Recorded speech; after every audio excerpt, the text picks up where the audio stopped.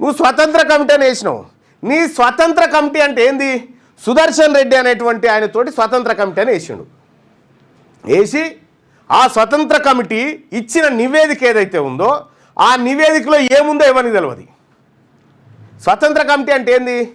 మీరు తెలంగాణ రాష్ట్రంలో ఉన్నటువంటి బీసీలు ఎవరైతే ఉన్నారో వాళ్లకు ఆర్థిక పరిస్థితి ఎట్లుంది, వాళ్ళు బతకగలుగుతున్నారా, తిండికి ఉన్నదా లేదా, అందులో లీక్ అయిన సమాచారం 71% మంది బీసీలు కనీస జీవన ప్రమాణాలు లేకుండా బతుకుతూ ఉన్నారు ఇక్కడ పేదోళ్ళుగా అని చెప్పి ఆ నివేదికలో ఉన్నట్టుగా నాకు సమాచారం వచ్చింది. ఒక పెద్ద ఆయన కూడా చెప్పిండు మొన్న పార్టీ ఆవిర్భావ సభ సందర్భంగా. సో ఈ నివేదికలే బయటపెట్టని దుర్మార్గులు, దొంగలు, దోపిడీదారులు వీళ్ళు మనం 42% రిజర్వేషన్ ఇచ్చి సీట్లలో కూర్చుండబెడతారు. మొదటిసారి జానారెడ్డి అనేటోడు ఆ మీటింగ్కి వచ్చినప్పుడే చెప్తే వీడు దుర్మార్గుడు వచ్చి కూర్చున్నాడు, వీడు స్కిప్ చేద్దామంటుండు, బీసీలను మోసం చేద్దామంటుండని చెప్పి. దొంగల ముఠా మీది.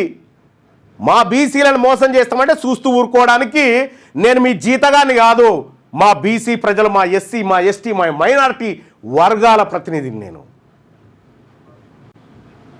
ఇప్పుడు నామినేషన్ లేరుగా, ఇది ఇచ్చి ఊర్ల పంటి రెడ్ లైన్ నామినేషన్ ఎయిర్ మీరు చూద్దాం, వేరమాల నామినేషన్ ఎయిర్ చూద్దాం.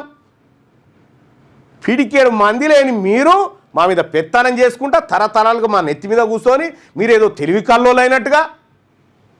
మీరు తెలివి కల్లోళ్ళు అయితే 340 ర్యాంకే బీసీలో కట్ ఆఫ్ అవుతుంది కదా, అంటే వాళ్ళు ఎక్కువ చదువుతున్నట్టుగా బీసీలు 600-700 దాకా ర్యాంకు మనకు వస్తూ ఉందంటే దాన్ని బట్టి అర్థం చేసుకోవాలి. అందుకోసమే సోదరులారా ఈ దొంగతనంగా ఉద్యోగం ఇప్పుడు ఇంత జరుగుతూ ఉండగా మళ్ళీ శివధర్ రెడ్డి అని ఓ రెడ్డి ఆయన తీసుకొచ్చి డీజీపీని చేసిండు. చూసుకోవాల కథ ఎట్లుందో. పక్కా ఈ రోజు రాసి పెట్టుకోరు నేను మాట్లాడుతున్న మాటలు, ఒక రోజు ఈ రోజును గుర్తు చేస్తా.